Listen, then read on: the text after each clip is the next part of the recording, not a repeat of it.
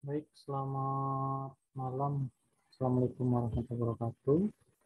Waalaikumsalam. Selamat malam, Pak Umar. Ya, eh, jadi sesuai jadwal ya. Jadi untuk mulai pertemuan hari ini sampai 4 pertemuan ke depan bersama saya dengan analisis kasus pertanahan ya.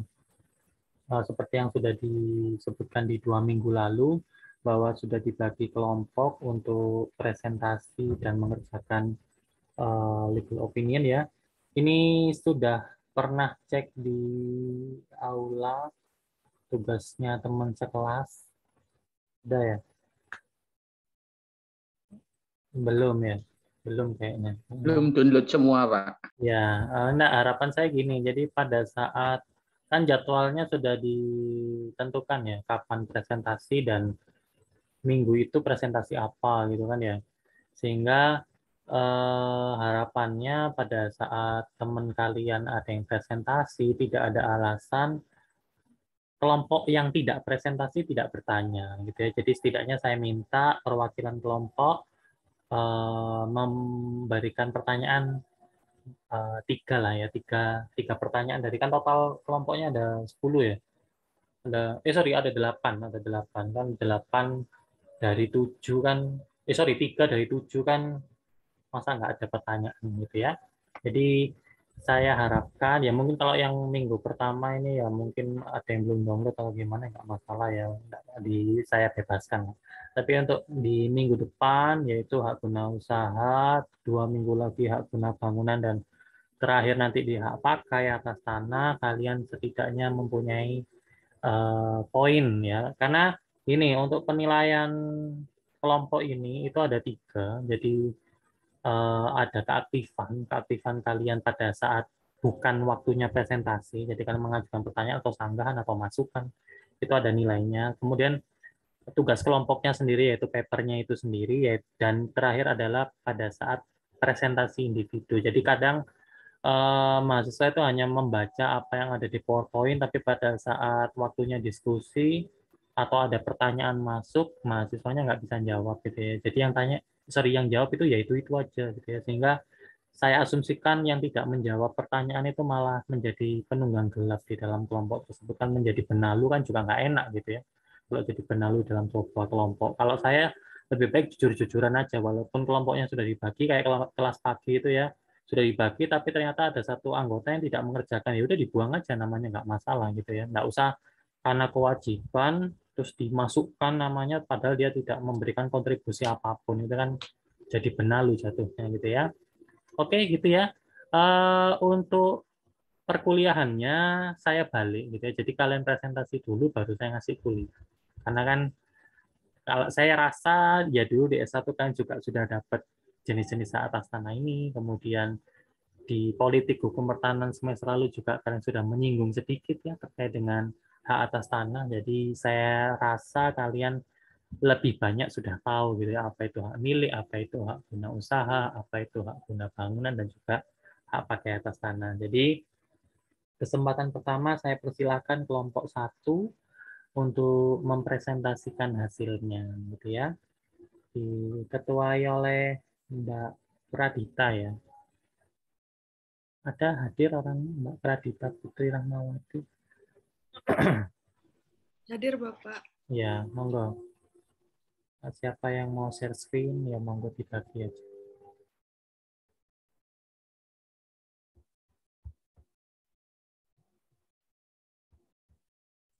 Assalamualaikum warahmatullahi wabarakatuh. Salam. Langsung saja, kelompok 1 akan mempresentasikan analisis yang sudah diambil dari putusan Mahkamah Agung nomor 25 garing G garing 2001 garing PT UN Bandung. Lanjut, Mas.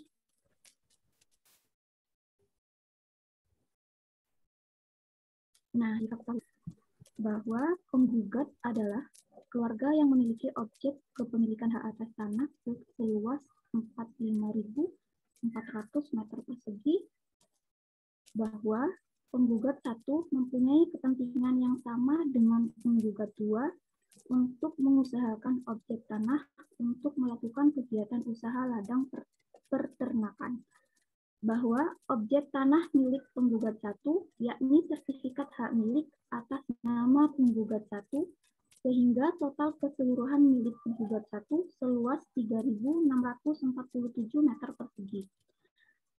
Sedangkan objek tanah milik penggugat 2, yakni sertifikat hak milik atas nama penggugat 2, sehingga total keseluruhan milik penggugat 2 seluas 41.753 meter persegi.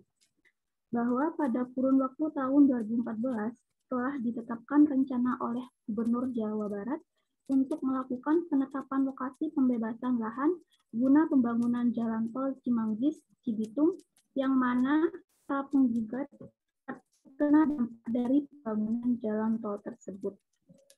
Bahwa tergugat dalam melakukan tindakan pembebasan lahan tersebut tidak menjalankan tindakan administrasinya sesuai dengan asas-asas umum pemerintahan yang baik dan telah melawan hukum terhadap pembebasan lahan para penggugat. Bahwa berdasarkan pembebasan lahan oleh tergugat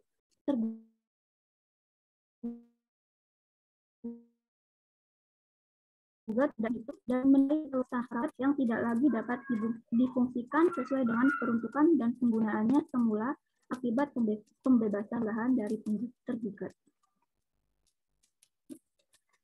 Bahwa para penggugat tidak mempermasalahkan prosedur penilaian terhadap perhitungan atas lahan-lahan yang terkena pembangunan jalan tol tersebut, namun mempermasalahkan prosedur administratif yang dilakukan tergugat dalam melakukan pemutusan hubungan hukum tanpa mendapatkan kepastian hukum atas hak-hak para penggugat berkaitan dengan sisa objek tanah tersebut. Sejak awal persiapan pengadaan tanah pembangunan jalan tol Cimanggis pada kurun waktu tahun 2016, tergugat sebagai pengadaan tanah melakukan kegiatan tanpa pemberitahuan baik secara tertulis maupun lisan atas objek hak-hak atas tanah milik penggugat. Bahkan para penggugat tidak mendapatkan sosialisasi terkait lokasi-lokasi tanah mereka mana saja yang akan dilakukan proses pembangunan jalan tol.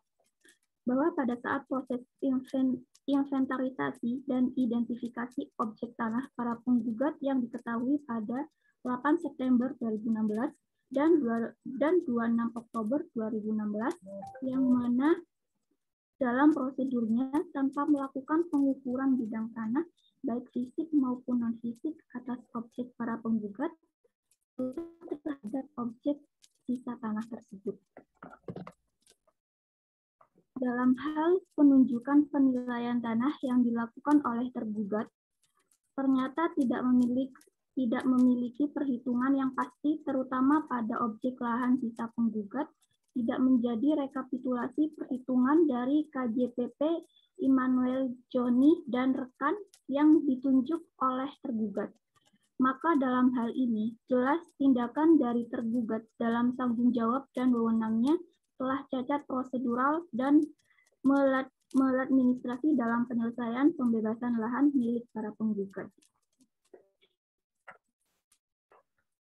Penilai tanah yang ditunjuk oleh tergugat telah melakukan perhitungan nilai pembebasan lahan yang terkena pembebasan lahan jalan tol Cimanggis-Cibitung berupa surat rekapitulasi besar nilai atas tanah hak milik para penggugat, yang mana dari rekapitulasi tersebut hanya nilai-nilai tanah yang terkena pembebasan lahan yang diperhitungkan oleh KJPP Immanuel Joni dan rekan. Sementara untuk peruntukan sisa sebagian tanah yang juga cukup banyak, sisa tanahnya tidak ada perhitungan atau kelayakan untuk mendapatkan nilai.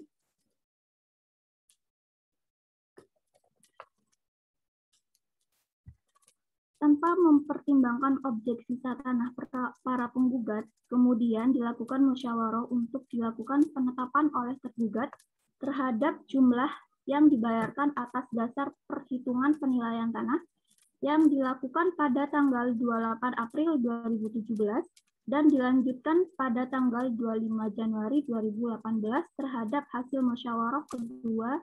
Namun dalam hal ini yang dibahas oleh tergugat hanya berkaitan besaran nilai atas perhitungan pembebasan lahan yang terkena pembangunan jalan tol Cimanggis-Cibitung. namun tidak membahas penilaian atas sisa objek tanah para penggugat. Perwakilan tergugat tidak menjelaskan tentang prosedur-prosedur pembebasan lahan, baik sosialisasi serta penjelasan tentang identifikasi maupun inventarisasi atas pembebasan lahan milik para penggugat. Namun secara sepihak, sebagai pejabat yang berwenang mengambil tindakan dan keputusan secara sepihak dan sewenang-wenang untuk menetapkan nilai pembebasan lahan yang terkena dampak pembangunan tol. Namun sisa tanah yang tidak terkena pembebasan lahan, para penggugat yang tidak dilakukan verifikasi, identifikasi, serta perhitungan penilaian oleh penilai tanah adalah seluas 26.088 meter persegi. Bahwa tergugat sebagai Ketua Pengadaan Tanah Pembebasan Lahan dalam pembangunan Jalan Tol Cimanggis-Cibitung telah melakukan penilaian atas jumlah tanah yang terkena pembangunan jalan tol. Dalam hal ini, penggugat meminta agar tergugat juga menghitung nilai pembebasan lahan yang tidak terkena pembebasan lahan yang tidak dapat dimanfaatkan lagi peruntukannya. Namun ternyata ditanggapi oleh tergugat dan langsung memutus hubungan hukum dengan para penggugat. Adapun tindakan tersebut jelas bertentangan dengan asas AUPB dan bertentangan dengan peraturan perundang-undangan.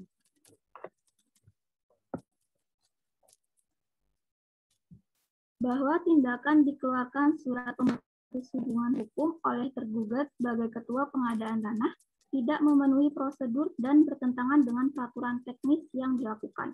Harusnya diselesaikan terlebih dahulu terkait hak-hak atas objek tanah para penggugat.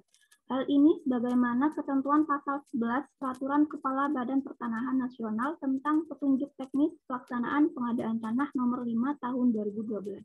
Kalaupun tergugat tidak menghitung penilaian atas tanah yang tidak terkena pembebasan lahan, harusnya tergugat membuat pemecahan sertifikat baru terhadap sisa tanah para penggugat yang merupakan hak-hak para penggugat. Hal ini bagaimana ketentuan pasal 12 Peraturan Kepala Badan Pertanahan Nasional nomor 5 tahun 2012 tentang petunjuk teknis pelaksanaan pengadaan tanah. Adapun tergugat sendiri melakukan pemutus hubungan hukum telah bertentangan dengan peraturan perundang-undangan serta bertentangan dengan asas-asas umum pemerintahan yang baik dalam hal ini asas kepastian hukum. Pemutus hubungan hukum tersebut mengakibatkan kepentingan para penggugat dirugikan dengan dihapusnya seluruh objek sertifikat hak milik para penggugat tanpa memperhitungkan dan menilai terkait objek tanah sisa, mengakibatkan kepentingan penggugat 1 dan penggugat 2 yang masih dalam kesatuan anggota keluarga dalam kurung ibu dan anak tidak dapat lagi mengusahakan kembali hak atas tanah tersebut, yang mana usaha ladang ternak sudah tidak berjalan kembali, serta kepentingan lainnya terkait harta peninggalan warisan keluarga yang sebenarnya dapat diberikan secara turun-temurun guna kebutuhan hidup. Bahwa 3 tahun sejak penetapan penilai tanah tertanggal 27 April 2017, tidak ada kepastian atas objek sisa tanah para penggugat apakah diperhitungkan oleh tergugat dalam penilaian pembebasan tanah jalan tol Cimanggis-Cibitung dan atau dilakukan pemecahan sertifikat baru bagi para penggugat. Namun puncaknya, pada tanggal 17 September 2020, tergugat telah mengeluarkan surat keputusan objek sengketa untuk melakukan pemutusan hubungan hukum atas seluruh objek sertifikat hak milik para penggugat yang dinyatakan tidak berlaku secara hukum dan berdampak kerugian terhadap para penggugat, karena tidak mendapat jaminan atas hak-hak para penggugat atas tindakan serta keputusan tergugat yang dilakukan tidak secara administratif, bertentangan dengan perundang-undangan serta asas-asas umum pemerintahan yang baik. Nah, isu hukumnya ada 2. Yang nomor 1, objek sengketa merupakan keputusan tata usaha negara. 2, upaya administrasi dan tanggung waktu. Nah, analis kami yang pertama, pasal 18 UPA menjelaskan bahwa hak atas tanah dapat dicabut sepanjang untuk kepentingan umum dengan memberi ganti rugi yang layak.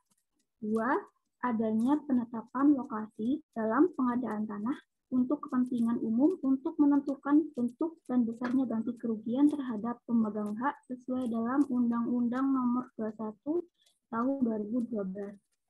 Yang ketiga, tata cara pelaksanaan pengadaan tanah diatur dalam Permen Agraria Nomor 5 Tahun 2012. Yang terakhir, ketika pemegang hak tidak mau menerima ganti kerugian, maka pemerintah dapat menitipkan ganti kerugian kepada pengadilan negeri yang mengacu pada Perma Nomor 3 Tahun 2016.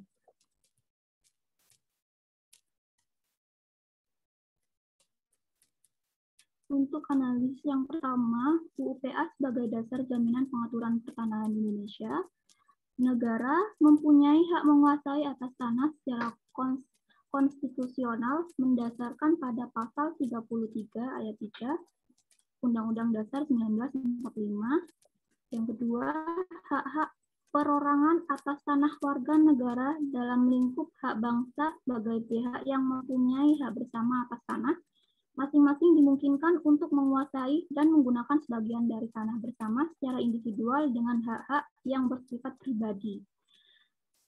Yang ketiga, yang ditegaskan dalam pasal 4 UUPA. Yang kedua, untuk analisis kedua, hak menguasai atas tanah negara. Memberikan kewenangan kepada negara untuk mengatur pemanfaatan hak atas tanah, termasuk yang dikuasai oleh masyarakat, artinya kedudukan negara sebagai penguasa bukan pemilik atas tanah. Hak menguasai negara atas tanah sebagaimana diatur dalam UUPA adalah untuk memberikan pelayanan kepada seluruh masyarakat yang membutuhkan akses terhadap tanah.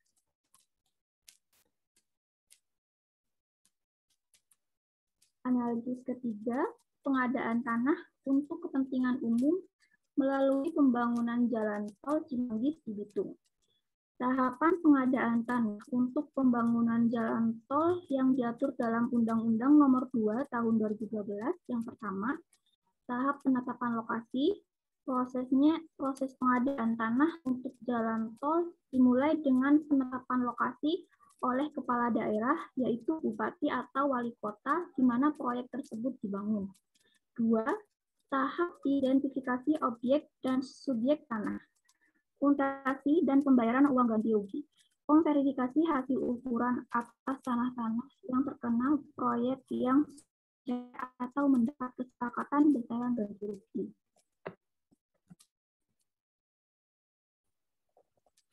Analisis keempat, pelaksanaan pengadaan tanah berdasarkan Permen Agraria Nomor 5 Tahun 2012. Diterbitkan keputusan Ketua Pelaksana Pengadaan Tanah Nomor 11/PPT KAB Bogor /4/2016 tentang penunjukan ketua dan anggota Satgas A serta penunjukan ketua dan anggota Satgas B untuk membantu kegiatan pengadaan tanah untuk pembangunan jalan tol Cimanggis di Bitung. Telah sesuai dengan pasal 7 Permen Agraria Nomor 5 Tahun 2012, mengikuti satuan tugas yang membidangi inventarisasi dan identifikasi dalam tahapan pelaksanaan pengadaan tanah untuk kepentingan umum. Hasil inventarisasi dan identifikasi atas data fisik penguasaan dituangkan dalam daftar nominatif nomor 10/6 PPT KB BGR Cimaci /10/2016 dilakukan pengumuman di kantor kelurahan atau desa, kantor kecamatan atau dan dalam jangka waktu paling kurang 14 hari kerja sebagaimana tersebut pada pengumuman nomor 05.0-PPT.KB/Cimaci/10/2016 telah sesuai dengan pasal 9 Permen Agraria Nomor 5 Tahun 2012.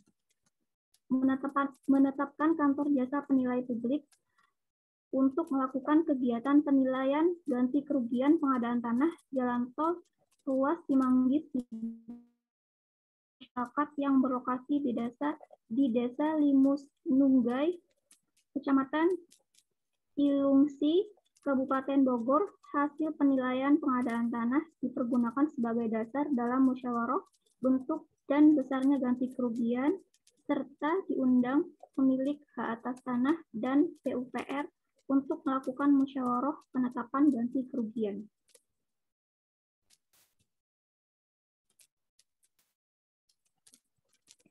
Analisis nomor 5. Objek sengketa merupakan keputusan tata usaha negara. Objek sengketa dalam sengketa. Keputusan tata usaha negara yaitu surat kepada Kantor Pertanahan Kabupaten Bogor nomor 2585-SD-AT.01-02-9-2020 tentang pemberitahuan pemutusan hubungan hukum. 2. Surat Kepala Kantor Pertanahan Kabupaten Bogor nomor 2585-SD-AT.01-02-9-2020 tentang pemberitahuan pemutusan hubungan hukum terhadap objek sertifikat hak milik pemberi kuasa yang dinyatakan tidak berlaku. Fakta tidak ada upaya hukum administratif berupa keberatan oleh penggugat selama keputusan TUN dikeluarkan. 6. Keputusan tata usaha negara berdasarkan asas-asas umum pemerintahan yang baik. Yang pertama, keputusan TUN dianggap sah berdasarkan peraturan perundang-undangan, pelaksanaan pengadaan tanah demi kepentingan umum setelah prosedur-prosedur pelaksanaan pengadaan tanah dibuktikan dengan beberapa surat keputusan yang dikeluarkan oleh Kepala Kantor Pertanahan sebelumnya. Kedua, dalam pengadaan tanah demi kepentingan umum, berdasarkan ketentuan UU PA, apabila negara membutuhkan tanah dalam rangka demi kepentingan umum, maka kepentingan umum itulah yang harus didahulukan. Ketiga, namun negara sebagai penyelenggara harus menjamin hak-hak yang diperoleh oleh penggugat atau pemilik hak atas tanah. Pemerintah memberikan penetapan ganti kerugian yang layak berdasarkan Undang-Undang Nomor 2 Tahun 2012. 7. Upaya tenggat waktu.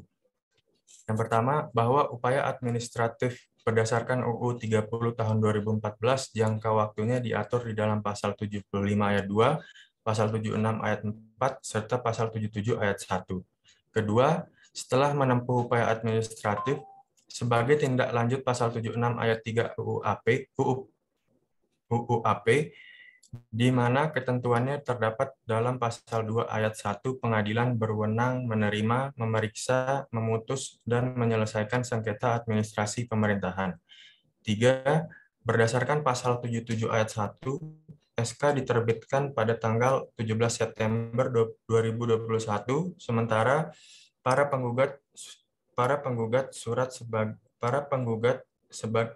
sebagai upaya keberatan tanggal 11 Desember 2021, sehingga upaya keberatan telah melampaui jangka waktu pengajuan keberatan, yakni 21 hari sejak diumumkan KTUN. 4. Maka surat penggugat haruslah dianggap tidak pernah mengajukan upaya keberatan. Kesimpulan bahwa objek sengketa dalam perkara ini merupakan keputusan negara. Keputusan tersebut telah dilaksanakan sesuai prosedural maupun teknis-teknis dalam pelaksanaan pengadaan tanah demi kepentingan umum, bahwa surat keputusan Kepala Kantor Pertanahan Kabupaten Bogor nomor 2585-SD AT 0102 2020 tanggal 17 September 2020 dan nomor 2586 SDAT 01 2020 tanggal 17 September 2020 harus dinyatakan berlaku dan sah berdasarkan Undang-Undang Nomor 2 Tahun 2012. Berdasarkan sebagaimana yang telah ditetapkan dalam pasal 13 Undang-Undang Nomor 2 Tahun 2012, pengadaan tanah demi kepentingan umum mewajibkan melalui adanya tahap-tahap mulai dari perencanaan, persiapan, pelaksanaan, dan penyerahan hasil. Bahwa tahap-tahap tersebut berdasarkan fakta hukum telah dilaksanakan dan dibuktikan dengan beberapa keputusan yang dikeluarkan oleh Kepala Pertanahan Kabupaten Bogor.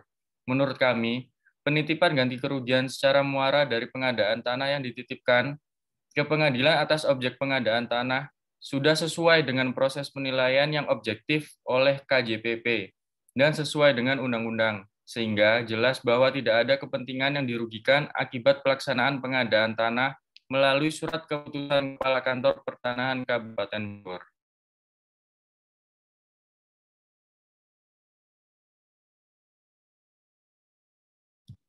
Saran dari kami mengingat bahwa tanah sendiri sifatnya terbatas, sedangkan jumlah permintaan dan kebutuhan akan tanah semakin meningkat, maka dalam halnya pengadaan tanah baik untuk kepentingan umum maupun yang lainnya diperlukan sosialisasi dan verifikasi, baik data fisik maupun data yuridis yang lebih komprehensif agar tidak terjadi adanya konflik dalam pengadaan tanah tersebut.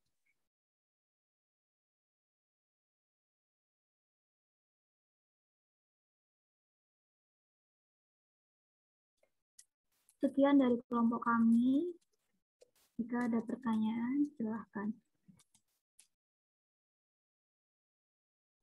Oke, monggo saya persilahkan kelompok lain yang mau menanggapi, boleh memberikan masukan atau memberikan pertanyaan. Sebutkan nama dan NIM 3 angka terakhirnya.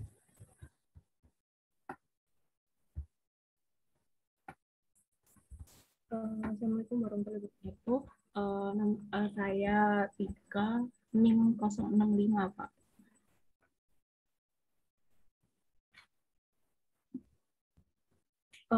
Boleh izin bertanya dan menanggapi ya kelompok 1. Mungkin pertama mau menanggapi dulu aja.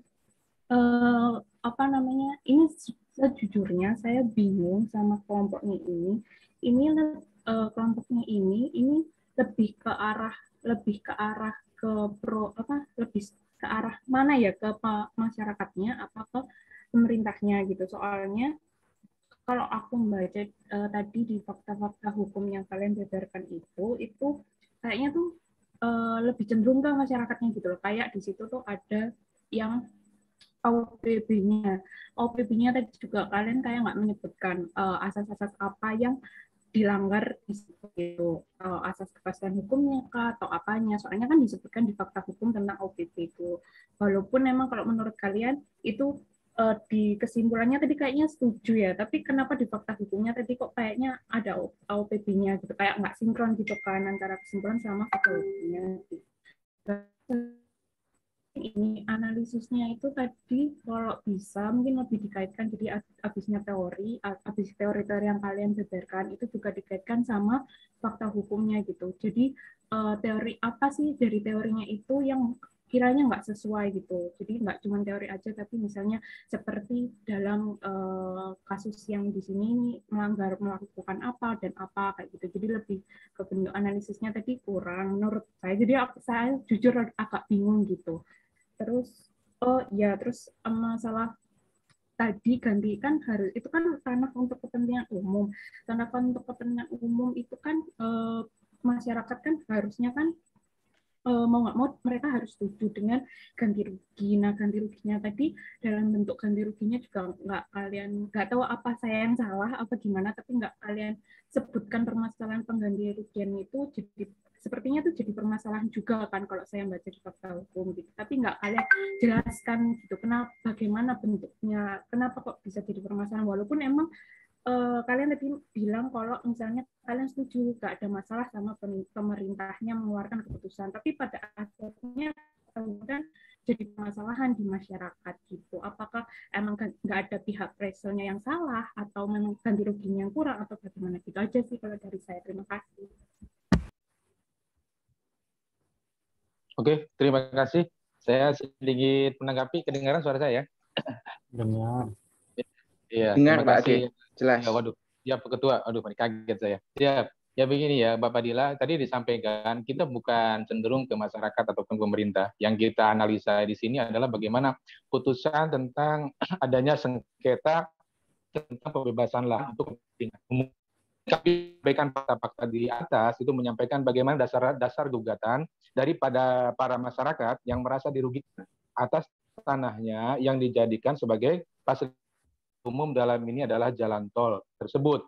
Itu sebagai dasar hukumnya. Dan kami bukan cenderung atau tidak cenderung ke masyarakat, tapi kami emang dalam tanda arti ini sepakat atas keputusan yang dikeluarkan oleh Kepala BPN dari Kabupaten Bogor itu mengenai pengadaan tanah, dan pengadaan tanah tersebut yang mana dasar hukum yang disampaikan oleh masyarakat itu tidak sinkron. Adalah tidak sinkron apa? Bahwa pengadaan tanah untuk kepentingan umum tersebut di sini ini menggunakan aturan Undang-Undang Nomor 2 Tahun 2012 tentang pengadaan tanah untuk kepentingan umum tersebut. Dan kami sangat setuju kenapa? Dengan keputusan tersebut, bahwa keputusan tersebut itu emang sudah sangat prosedural, sudah sesuai dengan prosedur. Mulai penetapan lokasi oleh Gubernur Jawa Barat, dan juga adanya juga peninjauan lokasi, selain itu ada juga tim appraisal untuk menilai daripada objek tanah tersebut.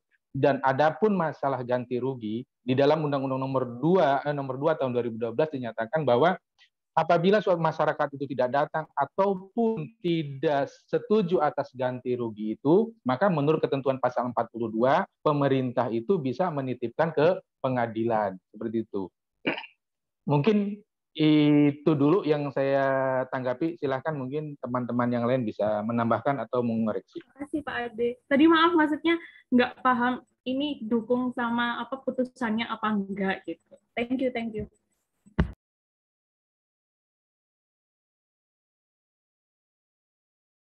Pak di itu kan ngudi Pak, dinyalakan dulu. Oh iya, kami sangat setuju dengan keputusannya. Kenapa? Itu sudah sesuai dengan prosedural, tahapan-tahapan mulai perencanaan, mulai sampai pelaporan akhir, yang mana di dalam bukunya Ibu Sri Hajati juga kan disampaikan, penitipan itu tidak sah apabila tidak adanya penetapan lokasi terlebih dahulu. Nah itu, karena ini udah adanya penetapan lokasi tahun 2014 oleh Gubernur Jawa Barat, maka penitipan itu sah sesuai dengan Undang-Undang Nomor 2 Tahun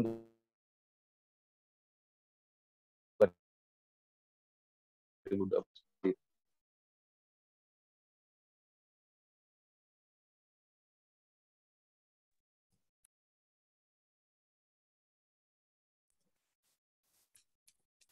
Silakan mungkin yang lain menambahkan, monggo silakan. Ya. Mau bertanya, halo, terdengar suara saya ya?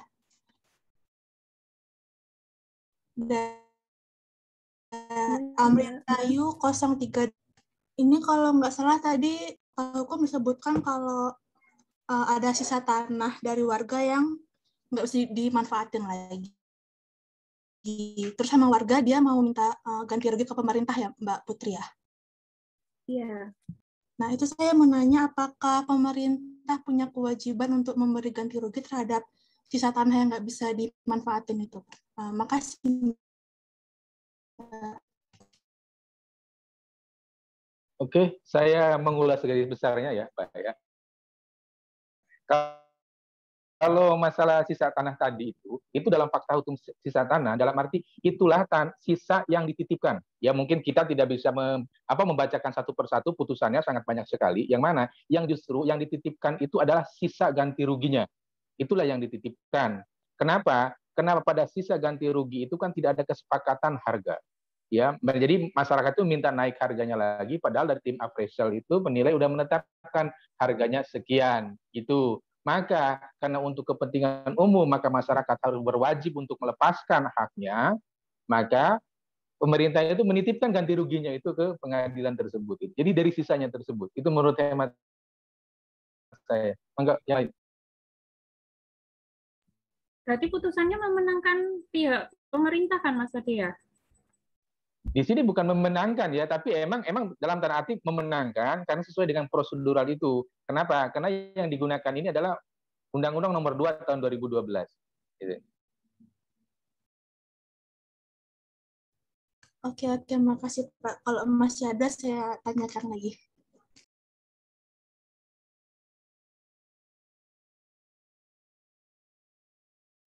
Halo, apa boleh bertanya? Untuk kelompok 1. Boleh. Silakan.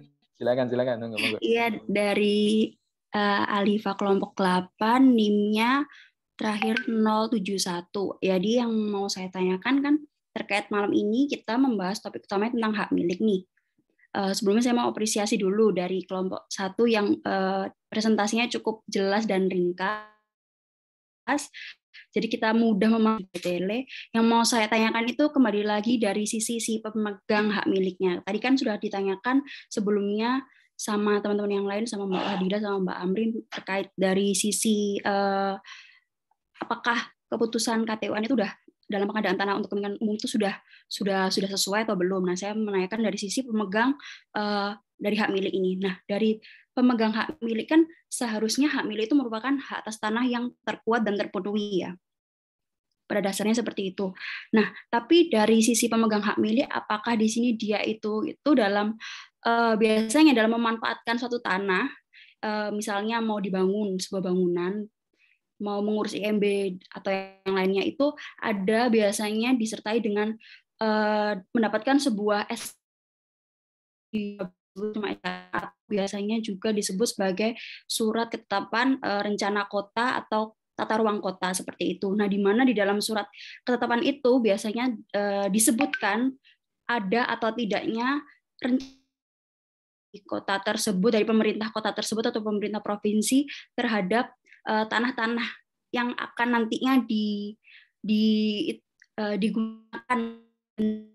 Sebelumnya si pemilik ini sebenarnya tahu nggak sih kalau misalnya di objek sengketa tersebut itu akan digunakan untuk fasilitas jalan. Tadi kan untuk kepentingan jalan umum ya kalau nggak salah. Jalan tol apa jalan umum ya? Nah, itu mungkin apakah jadi yang saya mau tanyakan, apakah si pemilik hak milik ini udah mengetahui dari apa dia itu belum tahu kalau misalnya nantinya di objeknya dia itu yang akan dia sekarang udah punya hak milik nih. Nah, nantinya kalau misalnya dia membangun sebuah bangunan di atas hak miliknya dia itu, apakah dia itu sebelumnya udah mengetahui kalau misalnya di atas tanah tersebut nanti rencana kotanya itu akan difungsikan untuk kepentingan umum. Itu yang mau saya tanyakan. Karena kan kembali lagi sebagai pemegang hak milik kan dia seharusnya mempunyai perlindungan hukum yang cukup kuat dibandingkan pemilik hak atas tanah yang lainnya nih, kayak gitu. Terima kasih.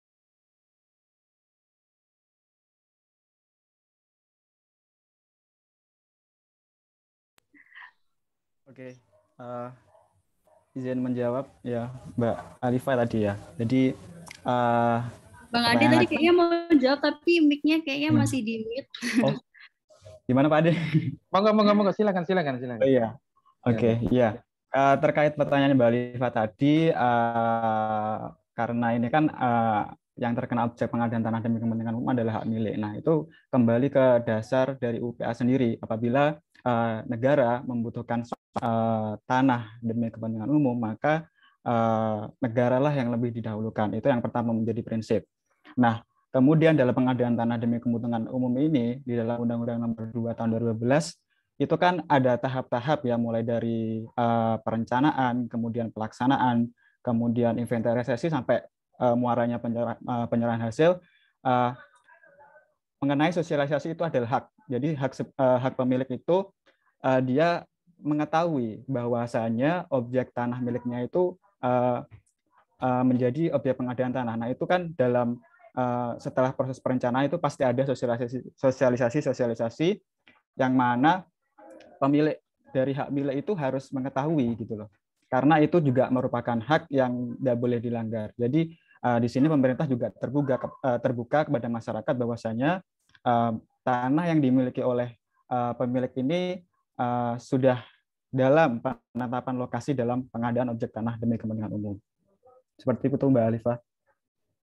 Iya, terima kasih ya sebelumnya atas jawabannya, cukup menjawab sih. Tapi yang pokok permasalahan yang aku tanyakan itu apakah di sini si pemegang hak milik itu sebelumnya udah mengetahui melalui ada rencana tata ruang kota, kan biasanya kalau mereka itu mengurus suatu tanah, pendaftaran tanah atau mengajukan IMB. Nah, sebelum adanya proses pengadaan tanah untuk kepentingan umum itu tadi, kan kadang pemerintah itu dalam rencana tata ruang kota itu sudah menggambar gitu loh.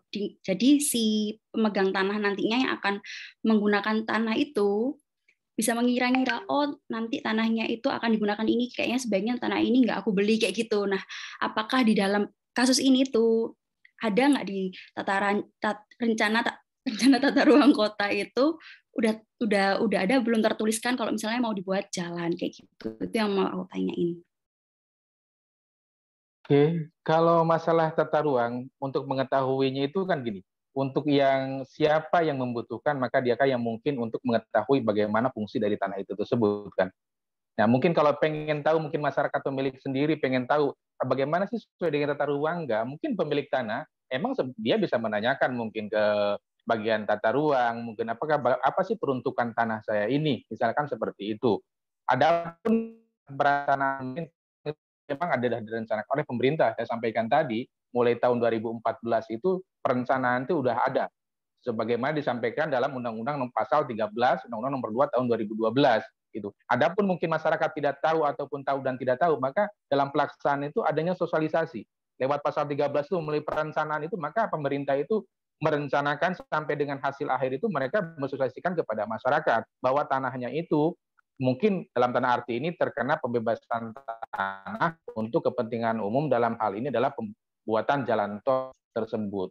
Mungkin hanya itu saya. Monggo. Ya, oke. Oke. Sudah terjawab. Terima kasih. Ade, kalau boleh saya tambahin, saya bukan kelompok satu, tapi mengenai hak milik itu kita harus kembali ke fungsi sosial tanah. Jadi nggak peduli hak milik, HGU atau hak-hak yang lainnya, tetap kalau untuk pemerintah membutuhkan untuk kepentingan masyarakat atau umum, memang harus diberikan. Tetapi ada ganti rugi, di mana ganti rugi itu juga diatur mengenai undang-undang yang tadi diangkat juga sebagai referensi mengenai pengadaan tanah untuk kepentingan umum. Itu ada ganti rugi juga demi keadilan. Nah, terus mengenai tata ruang perencanaan, kalau dari pengalaman saya juga ikut bantu waktu itu, sampai sekarang juga ada kasusnya City Home, perumahan City Home Keputih. Itu bahkan selama 4 tahun, tapi sudah lalu 4 tahun itu perencanaan tata ruang kota selalu berubah-ubah.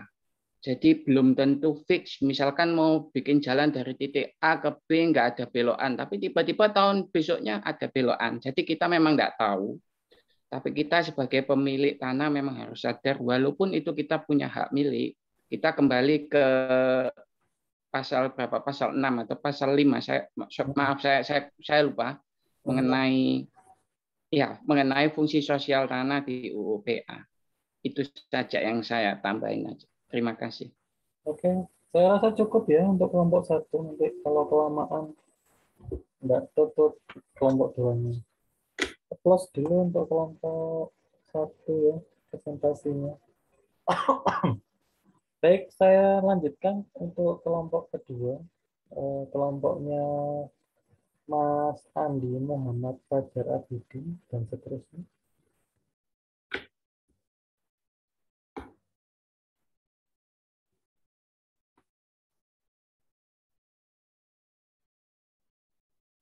Slide 20. Paparan ininya jangan lewat dari 10 menit ya.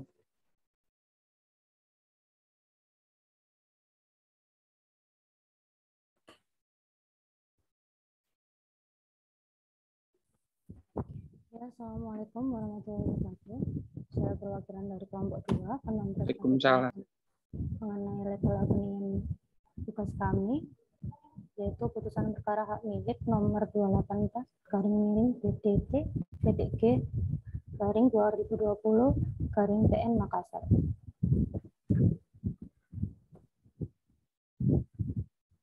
Baik, yang pertama kami membahas mengenai pendahuluannya. Yang melatar belakangi kami membahas atau menganalisa putusan ini yaitu karena permasalahan mengenai hak atas tanah banyak terjadi di kalangan masyarakat.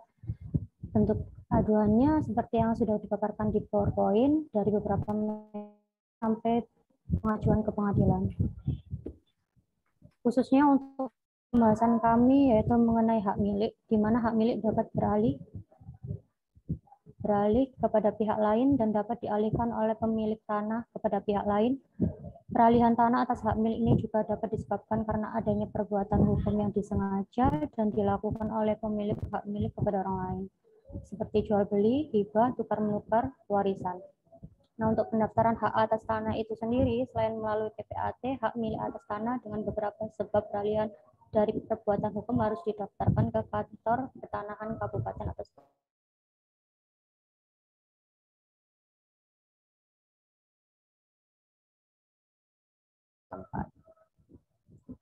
di mana untuk menjamin kepastian hukum oleh pemerintah maka harus diadakan pendaftaran tanah di seluruh wilayah RI menurut ketentuan-ketentuan yang diatur dalam peraturan perundang-undangan.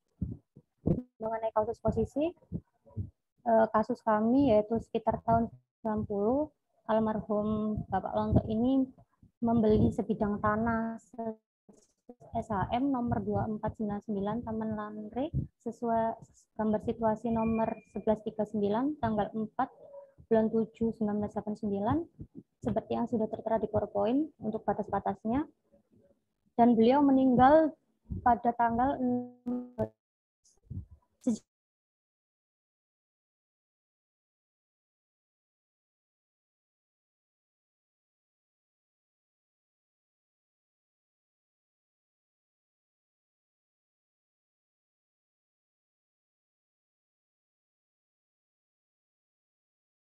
Maaf Mbak Cut, commute.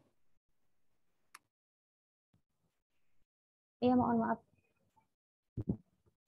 Jadi sejak tanah dibeli sama almarhum ini belum pernah dibuatkan akta jual beli dari tergugat kepada penggugat oleh PPAT, sehingga SHM yang sudah diserahkan pada penggugat masih belum dibalik nama menjadi atas nama penggugat meskipun sertifikat aslinya ini sudah di tangan penggugat. Dalam melakukan upaya balik nama atas sertifikat tersebut, penggugat telah berulang kali ke kantor pertanahan Kota Makassar untuk membalik namakan sertifikat tersebut, namun ditolak dengan alasan wajib dibuatkan AJB guna membuat AJB yang disyaratkan oleh BPN. Penggugat mendatangi beberapa kantor notaris PPAT dan meminta dibuatkan akta jual beli. Tapi dalam hal ini, notaris PPAT mewajibkan kehadiran penjual dalam prosesnya. Atas persyaratan notaris PPAT, penggugat telah berusaha untuk mencari tergugat namun tidak membuahkan hasil. Sehingga penggugat mengajukan gugatan kepada tergugat ke Pengadilan Negeri Makassar dan mohon agar majelis hakim dapat menerima gugatan penggugat untuk seluruhnya. Yakni kiranya majelis hakim dapat memerintahkan notaris PPAT yang ada di Kota Makassar untuk membuat AJB dengan penggugat sebagai penjual mewakili tergugat dan penggugat sebagai pembeli. Sebab tergugat yang tidak diketahui alamatnya ini dan membebankan seluruh biaya perkara kepada tergugat. Karena penggugatnya kami menyimpulkan ada dua isu hukum, yaitu yang pertama status kedudukan tanah hak milik yang diperoleh tanpa AJB, dan yang kedua pertimbangan majelis hakim terhadap putusan tersebut.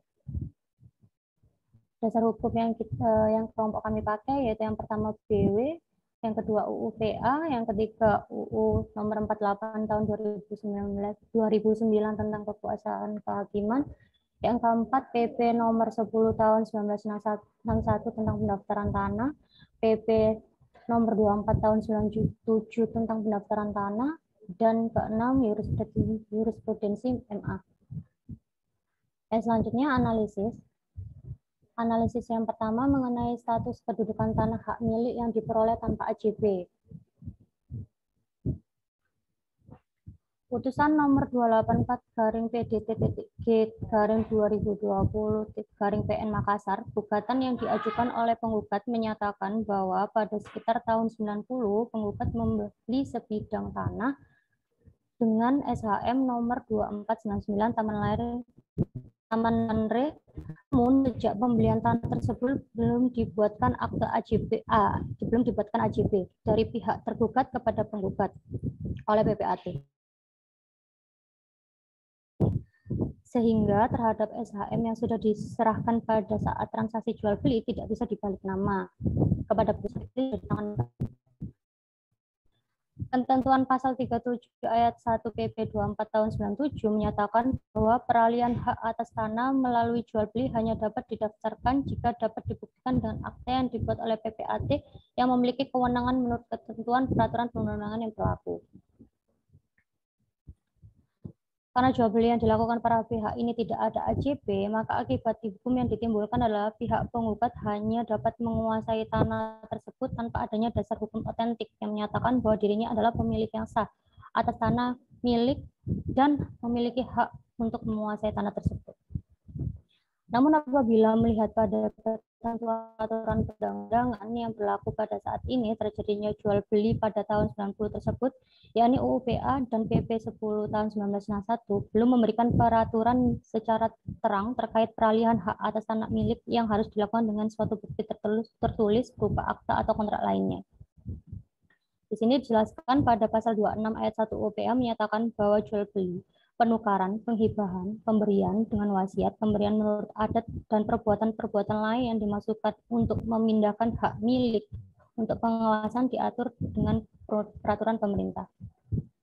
Walaupun telah tercapai kesamaan kehendak antara penggugat dan tergugat pada saat berlangsungnya jual beli di tahun 90, namun kesamaan kehendak tersebut memerlukan dasar pengikat yang tidak terputus seperti akta otentik maupun kontrak tertulis lainnya. Di dalam pasal 1457 BW menyatakan bahwa jual beli adalah suatu perjanjian dengan mana pihak yang satu mengikat dirinya untuk menyerahkan suatu kebendaan dan pihak yang lain untuk membayar harga yang telah dijanjikan. Ketentuan lain di pasal 1459 BW menyatakan bahwa selama belum ada penyerahan atas barang kepada si pembeli, maka belum ada perpindahan hak milik atas barang tersebut.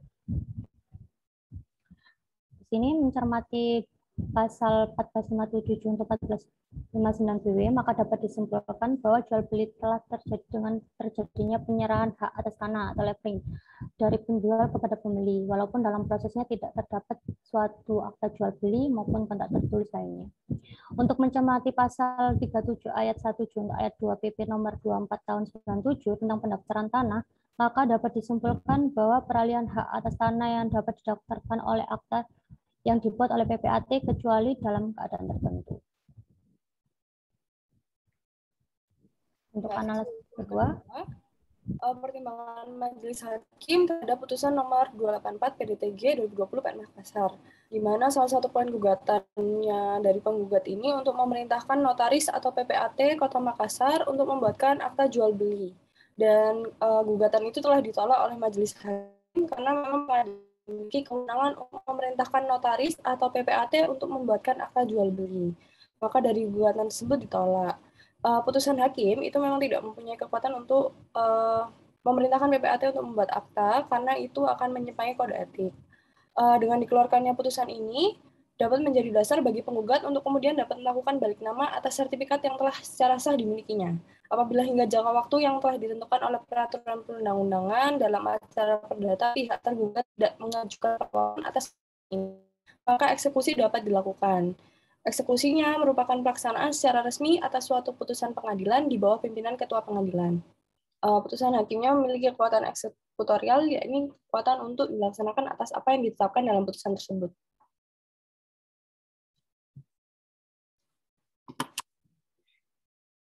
Putusan nomor 284 PDTG 2020, apabila tidak mendapatkan perlawanan dari pihak tergugat, akan secara harfiah tidak memerlukan upaya eksekusi atas perkara tersebut.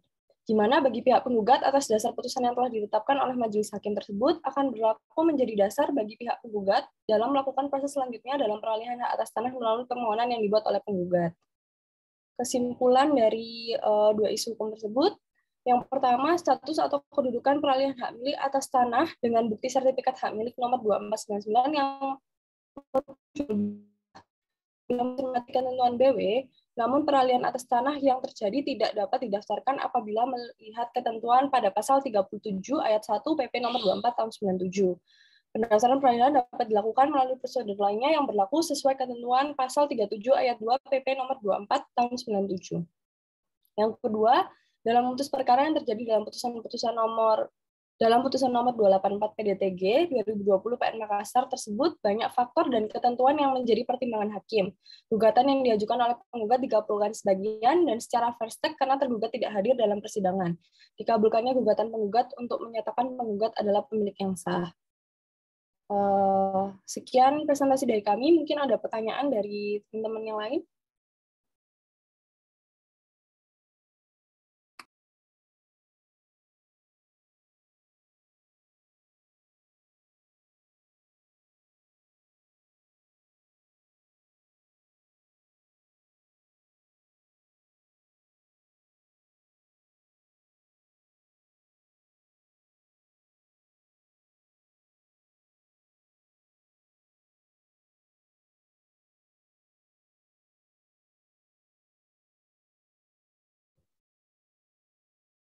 Ini kelompok 2 mengerjakannya secara kelompok atau cuma kalian berdua aja? Kelompok, Pak.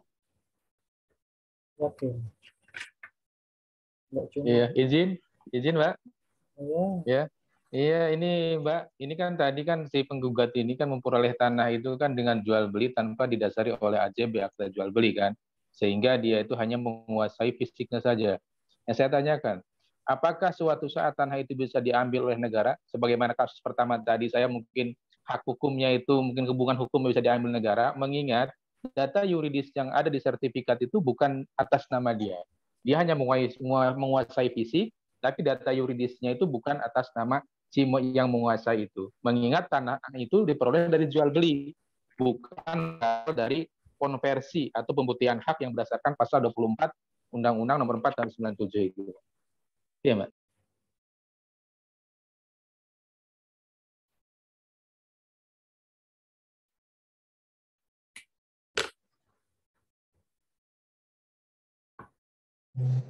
Baik, Pak. Terima kasih atas pertanyaannya. Ini saya akan menjawab, nanti akan dibantu teman-teman yang lain. Untuk tanah, kalau tidak ada AJB itu nanti tetap tidak bisa diambil ke negara. Karena kalau tanah negara yang diambil negara itu nanti jatuhnya tanah yang tidak diurus, Pak. Jadi kalau selama ini hak miliknya sudah diperjualbelikan, dan sudah ada perjanjian di bawah tangan, itu sudah sah kepada pemilik yang baru berdasarkan peralihan hak atas tanah melalui jual beli. Nah, mungkin dalam hal itu nanti masuknya tanah terlantar, Pak, untuk apabila tanah tersebut akan jadi tanah negara.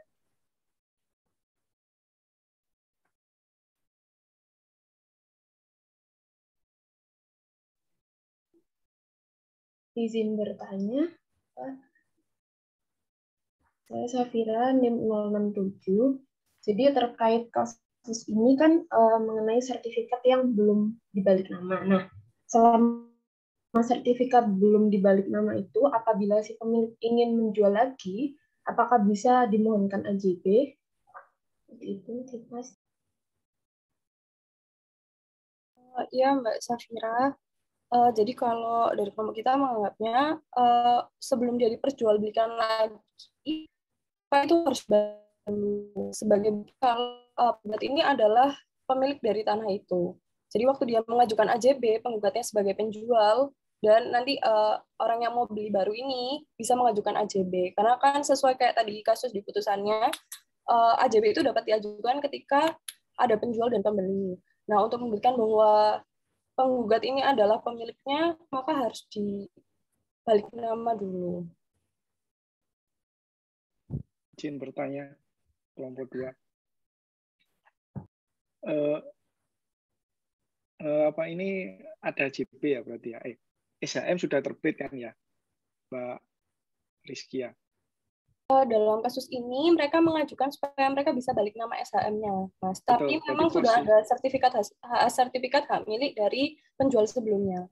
Ya, AJB ada ya, Mbak Rizkia ya? AJB-nya nggak ada. AJB nggak ada. Itu kenapa diajukan? Kalau menurut saya bertanya ya, sebelumnya saya menanggapi, kalau saya berpendapat begini, AJB dalam hal ini kan posisi tanah itu kan sudah ada SHM-nya, sudah ada bersertifikat lah ya. Nah, lalu AJB itu hanya bukti pengalian, bukan kepemilikan. Nah, yang saya tanyakan, menurut kelompok 2 itu, apabila kelompok 2 nih dalam posisi seperti itu, pembelian terhadap tanah yang bersertifikat itu tetap membutuhkan AJB atau tidak? Terima kasih.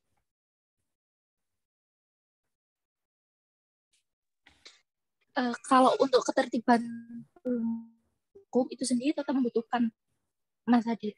Jadi dalam hal ini tetap membutuhkan AJB, namun sebelumnya dari penjual sama pembeli itu peralihan hak jual beli di bawah tangan dengan perjanjian di bawah tangan, itu nanti akan dibuatkan AJB apabila perjanjian itu sendiri diketahui oleh notaris. Dan yang selanjutnya, notaris itu sendiri mengetahui bahwa pembeli dan penjual itu memang melakukan perbuatan hukum, yaitu jual beli dengan penyerahan sertifikat dari penjual ke pembeli, dan sudah diketahui dari saksi-saksi berdasarkan akta di bawah tangan tersebut. Ya, izin menambahkan sedikit, boleh ya?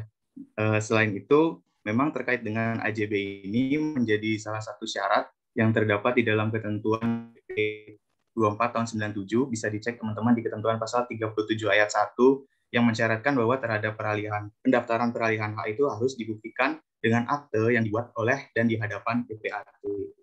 Seperti itu kurang lebih. Terima kasih kelompok 2 043. Oke, sudah 3. Mungkin ada yang mau tanya lagi sebelum saya ingin bertanya. Oh iya, terakhir ya. Saya ingin bertanya Mas Zaki kelompok 8057.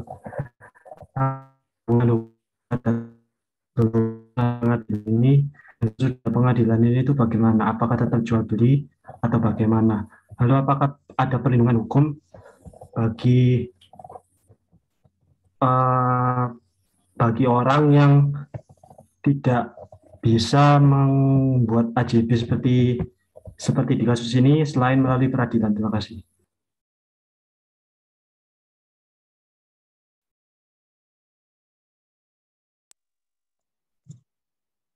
Mas, mohon maaf, bisa diulang pertanyaannya? Bagaimana hubungan dan sebelum putusan ini? Karena tadi kan ada eksekusi tadi itu, apakah tetap jual beli atau gimana? Lalu pertanyaan kedua apa ya?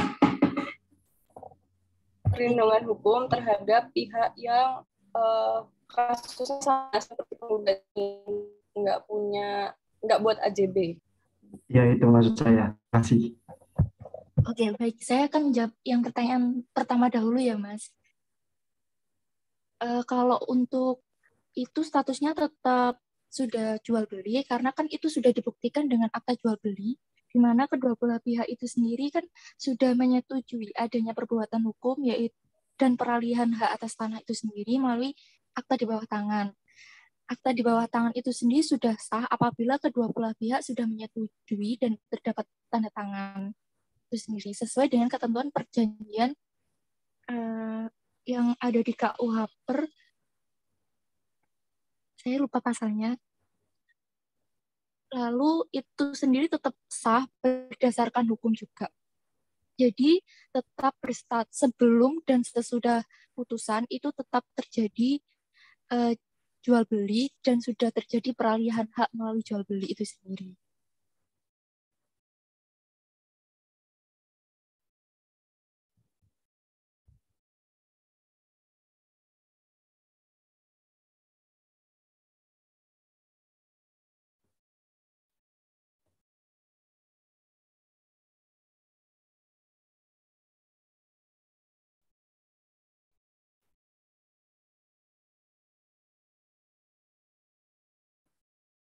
Yang kedua,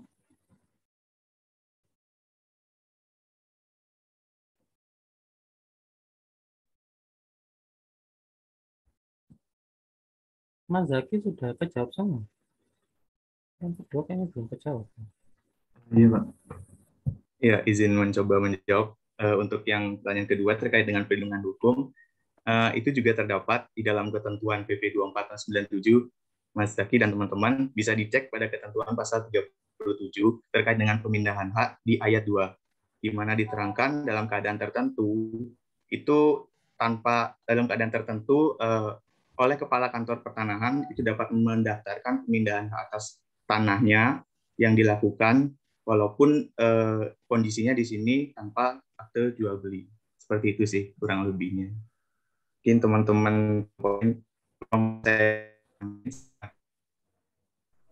Iya, Mas. Yang sedikit saya komentari itu kan dari pasal 37 ayat 2 kan. Itu kan pengecualian di ada PAT atau PPAT yang ditunjuk. Dalam kasus itu apakah udah ada PPAT? Sudah.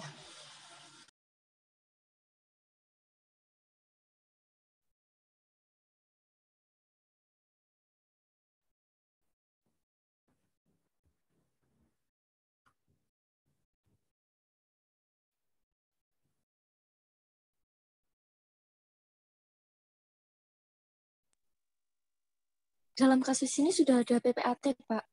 Cuma memang dari kedua belah pihaknya itu menghendaki melalui jual beli di akte di bawah tangan.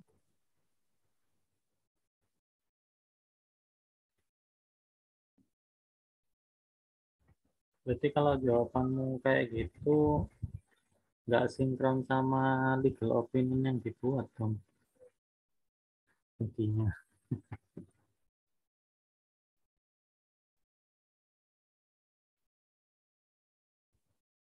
Sama kayak jawabannya Mas Gusti tadi. Oke, sudah ya? Mau nanggapi atau sudah?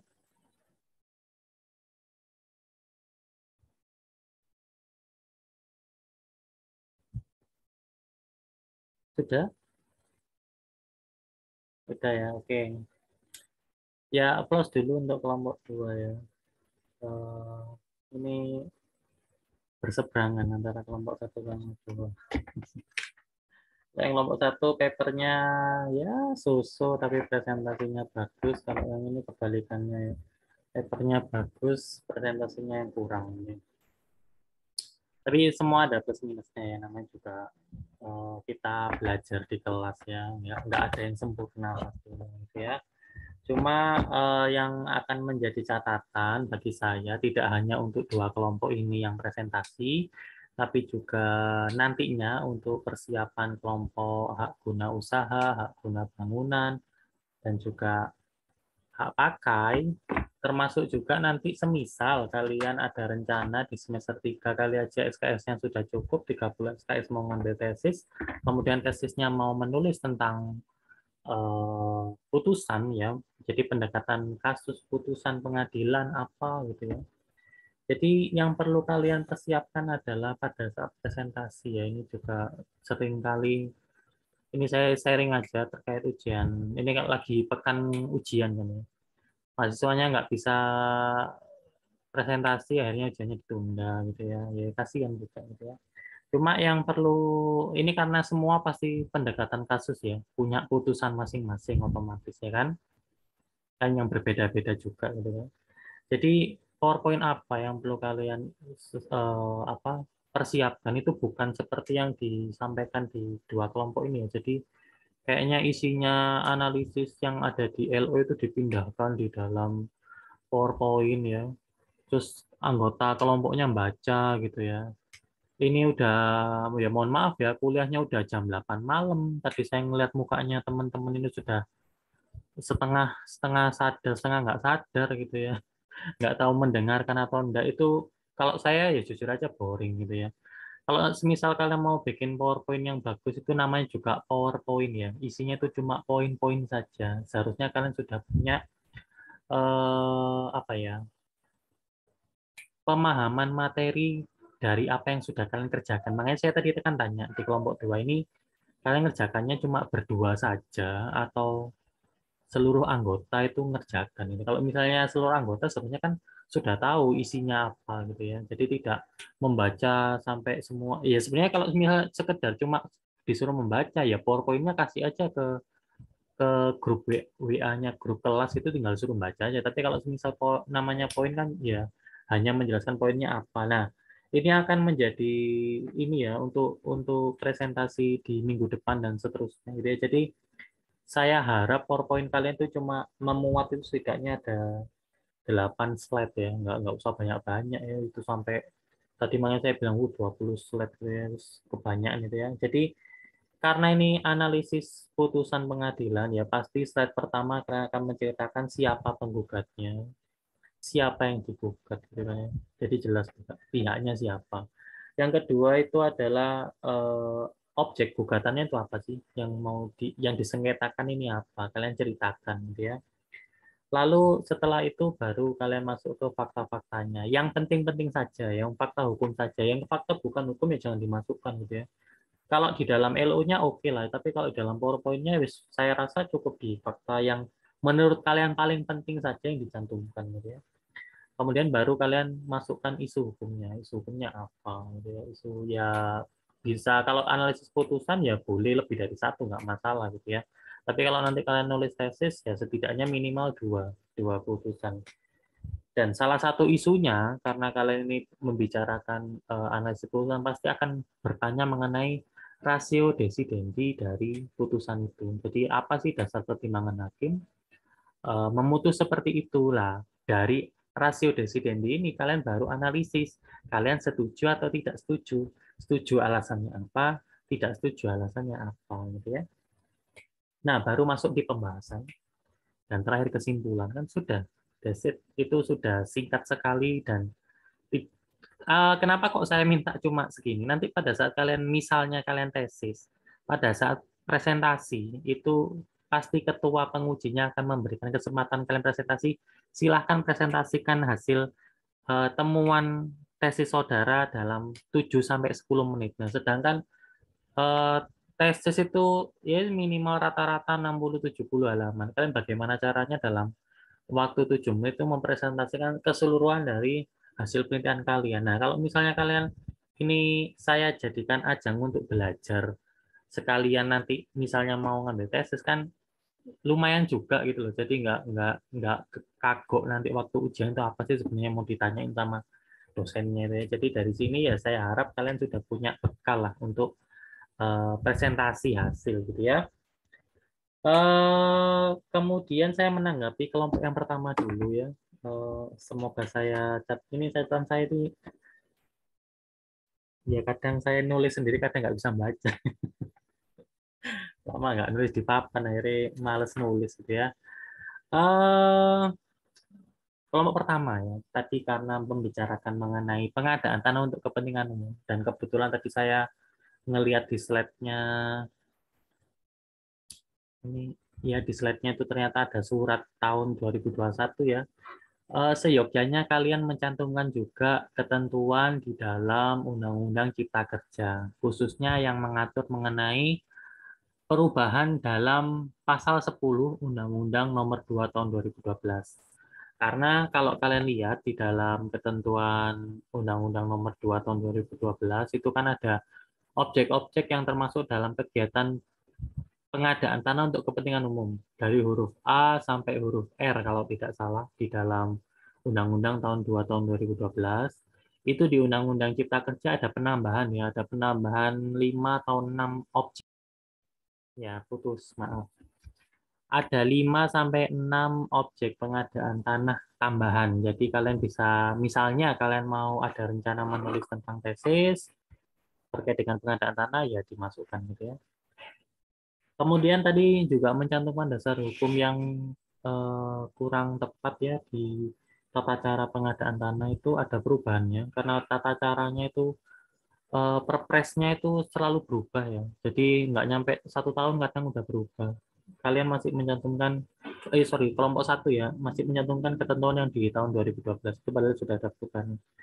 Kemudian yang tadi share screen kelompok 1 bisa share screen lagi nggak? Ini juga buat pembelajaran saja.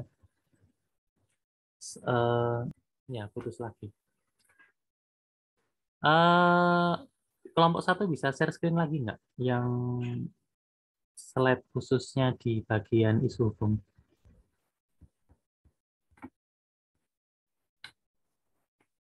Di isu hukum, oke. Nah, sebelumnya saya tanya ini kalian sudah ngambil metode penelitian kan ya? Sudah lulus kan ya? Sudah lulus metode penelitian apa sih nama mata kuliahnya? Metode penelitian bukan sih? Nah, sudah lulus ya? Iya. Oke. Ini saya bukannya mau menjatuhkan kelompok 1, cuma ini buat pembelajaran saja. Isu hukum 1, menurut kalian ini isu hukum atau bukan? Pernyataan, Pak. Kenapa? Pernyataan. Oh iya, kalau isu hukum boleh pernyataan, boleh pertanyaan. Cuma apakah ini sudah memuat isu hukum? Isu yang 1 dan isu kedua. Subjeknya nggak ada, apa yang mau dicari. Kalau kalian salah dalam menentukan isu hukum, otomatis analisisnya juga bakalan ambiar kemana-mana jatuhnya, gitu ya. Jadi kalau saya ini bukan merupakan isu hukum, ya. Jadi objek sengketa merupakan keputusan tata usaha negara. Nah, terus kaitannya sama kasusnya apa gitu ya? Ya memang apa ya? Ya nggak jelas gitu loh. Ini sebenarnya apa yang mau dicari tahu itu apa sih? Karena kalian menentukan isu hukum pasti kan akan mencari tujuannya apa sih? Yang mau dianalisis apanya gitu. Kemudian yang kedua juga upaya administrasi dan tenggang waktu. Nah, kenapa emang ada masalah apa dengan upaya administrasi dan tenggang waktu? Nah, maksud saya gini, isu hukumnya itu seharusnya bisa menunjukkan apa yang mau dipertanyakan sehingga akan jelas gitu ya. Termasuk juga gini, isu hukumnya ada dua, kelompok satu ini ya, tapi analisis hukumnya lebih dari dua. Padahal kalau kalian menentukan dua isu hukum ya cukup di dua pembahasan saja gitu ya. Kalau misalnya mau disub-sub kan nggak masalah, cuma kalau ternyata isu hukumnya dua ya kalian fokusnya di dua itu. Jadi nggak, kalau nggak salah kelompok ini ada empat, malah ada empat pembahasan padahal isu hukumnya ada dua gitu. Jadi larinya kemana-mana, nggak fokus sama apa yang mau dijawab gitu ya. Jadi kalau menurut saya sih terlalu bertele-tele gitu ya.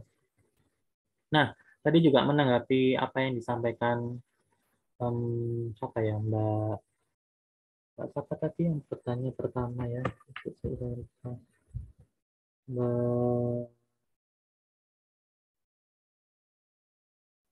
Mbak Fadila ya, Mbak Fadila tadi ya.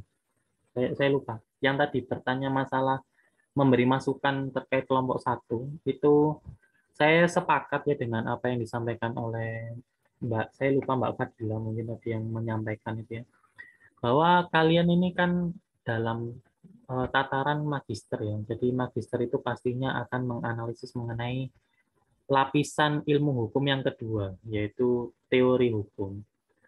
Apa yang kalian kerjakan seharusnya bisa kalian kaitkan dengan teori. Jadi teori itu yang menjadi pijakan kalian untuk menganalisis isu hukum. Jadi jangan disamakan dengan waktu kalian ngambil di program S1 ya, tidak bicara mengenai dogmatikanya, tapi kalian bisa mengkaitkan teori-teori apa yang bisa berkaitan dengan apa yang kalian analisis di sini. Jadinya nanti hasilnya atau preskripsi akhirnya itu bakalan lebih bagus dibandingkan kalian tidak hanya menjelaskan, oh ya coba lihat di bagian kesimpulan tadi itu ya. Jadi sudah benar. Jadi apa sih sebenarnya mau yang kalian cari itu? Jadi dari pisau analisis lapisan teori hukum itu yang bisa menjawab apa yang sebenarnya kalian tanyakan.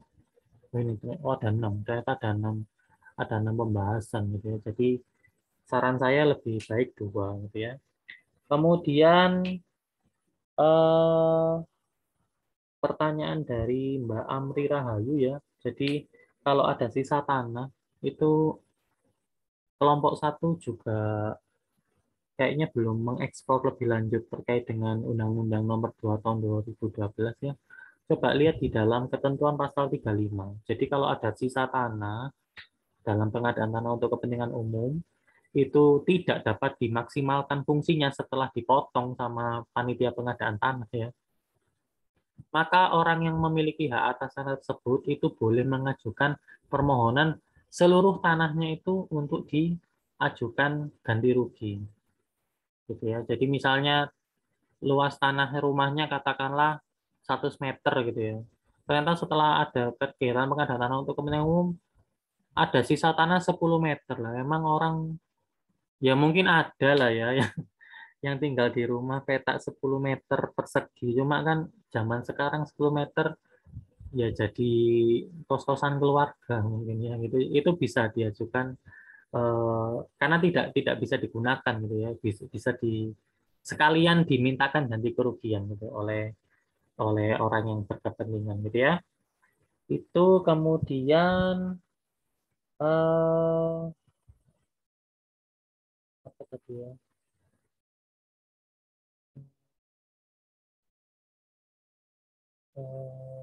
Ya, kayaknya itu sih untuk kelompok 1 ya terkait substansinya. Kemudian untuk kelompok 2 itu yang saya sayangkan juga terkait dengan analisisnya ya. Jadi pada saat membahas masalah keabsahan tadi ya. Jadi saya malah bertanya gini, apakah suatu transaksi apapun ya, tidak hanya jual beli ya, bisa itu tukar menukar atau hibah atau inbreng, kemudian apa ya yang dikerjakan sama PPAT. Apakah tanpa adanya PPAT perbuatan hukum tersebut itu tidak sah gitu loh. Jadi saya malah kalau dari penjelasan Mbak Rizkia dan juga Mbak Cut Ayu tadi itu asumsi saya tanpa adanya akte PPAT itu perbuatan hukumnya tidak sah. Ya koreksi kalau saya keliru ya. Cuma yang disampaikan sama Mas Gusti dan juga Mbak Karina ya, siapa sih? Sorry. Mbak Karina ya tadi. Ada namanya Mbak Karina. Ya Pak, Ya, saya. Mbak Karina. Mbak Karina itu malah berseberangan dengan apa yang disampaikan sama Mbak Rizkia kalau saya simpulkan. Nah, kayaknya kelompok ini hanya fokus kepada ketentuan di pasal 37 ayat 1-nya. Sedangkan kalau kalian baca suatu peraturan perundang-undangan itu seharusnya satu kesatuan gitu ya, tidak terpisah satu dengan yang lain. Jadi 37 ayat 1-nya memang mensyaratkan adanya akte PPAT. Cuma kan di 37 ayat 2-nya kan ada pengecualian gitu ya, bahwa transaksi-transaksi tertentu itu boleh asalkan ada syaratnya tadi ya, di kalimat lanjutannya itu ada syaratnya. Jadi seyogianya seharusnya kalian, ini kan juga kalian calon notaris dan PPAT juga, dalam menganalisis suatu keabsahan suatu perbuatan hukum itu seyogianya kalian analisis itu menjadi dua gitu ya. Kalian lihat syarat materialnya, dan kedua adalah syarat formilnya. Kalau yang tadi disampaikan oleh Mbak Rizkia itu adalah syarat formilnya. Syarat formilnya itu harus dibuat oleh akte PPAT gitu ya. Tapi syarat materialnya sah nggak? Kalau sepanjang syarat materialnya sah, 37 ayat 2-nya berlaku. Gitu. Tapi kalau syarat materialnya sudah tidak sah, otomatis walaupun dibuatkan akte PPAT ya batal.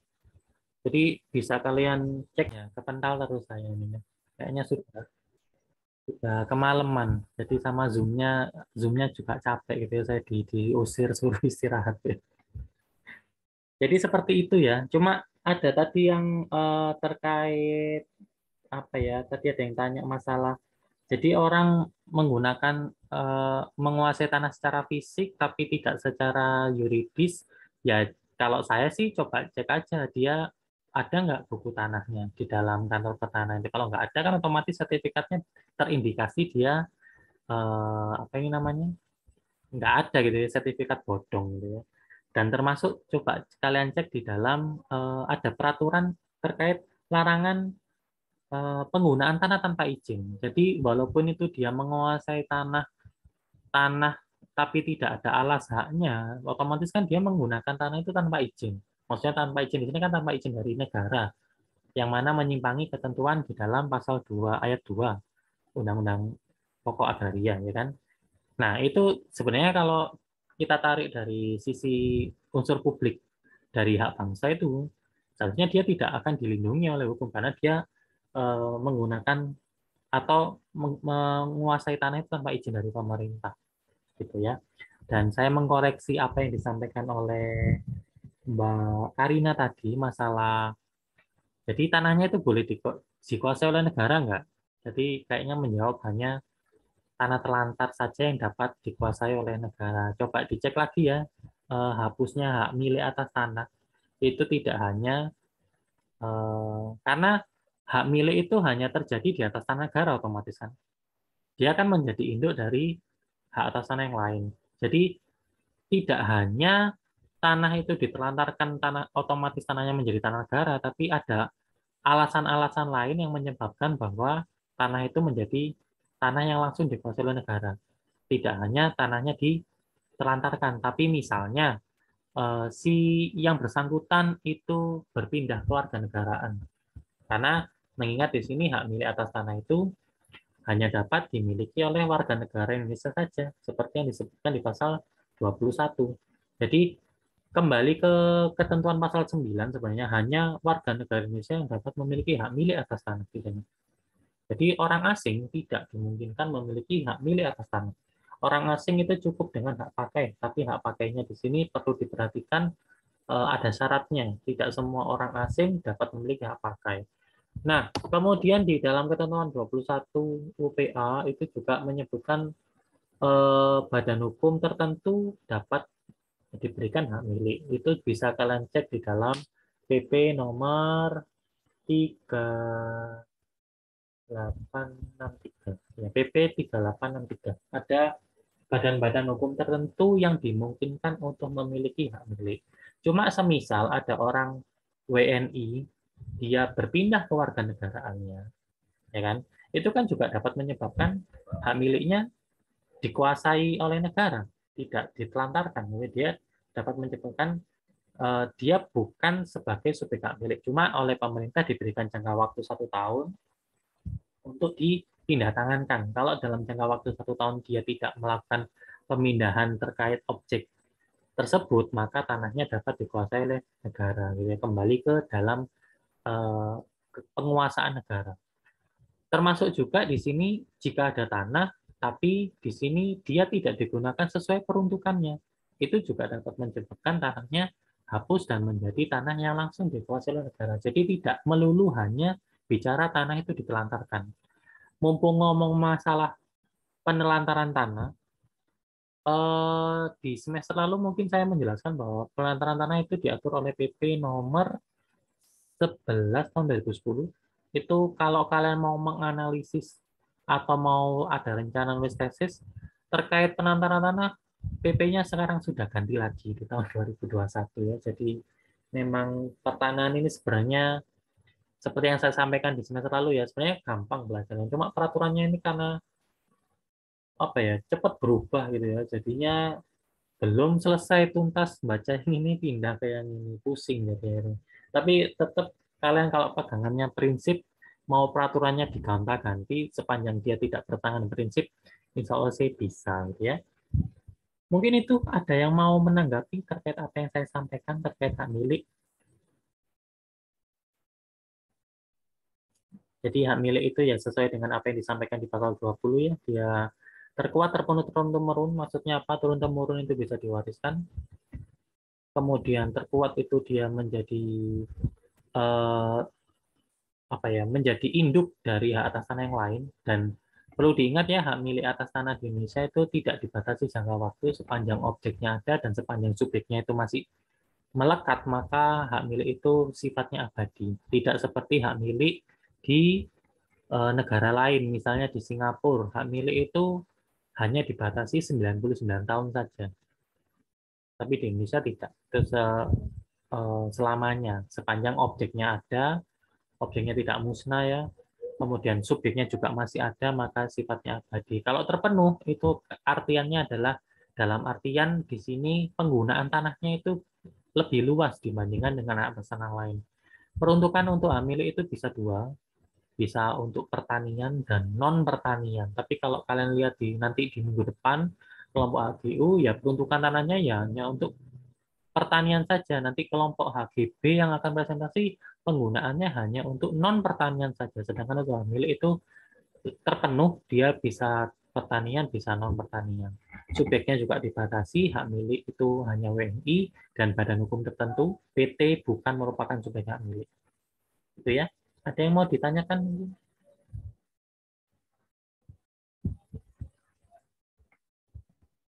Izin Pak Umar. Oh ya. Saya masih bingung. Tadi kan di apa namanya di kelompok 1 itu putusan tun, kemudian di kelompok 2 kalau nggak salah di pengadilan negeri ya. Nah, sama-sama sengketa kepemilikan tanah juga. Nah, saya bingung kompetensi absolutnya itu gimana ya Pak ya? Kalau petun kan dicek di dalam Undang-Undang Peredaran Tata Usaha Negara ya. Jadi objek sengketanya adalah KTUN. Cuma yang bisa masuk di dalam apa ini namanya gugatan di dalam PTUN itu kan sepanjang tidak melewati 90 hari sejak KTUN itu diterbitkan. Cuma kalau nggak salah, saya bukan pengajar hukum administrasi, cuma sepertinya undang-undang yang baru itu malah tidak 90 hari. Waktunya dikurangi. Nah, Kalau semisal KTUN itu lewat dari 90 hari, apakah orang yang dirugikan tidak dapat mengajukan gugatan?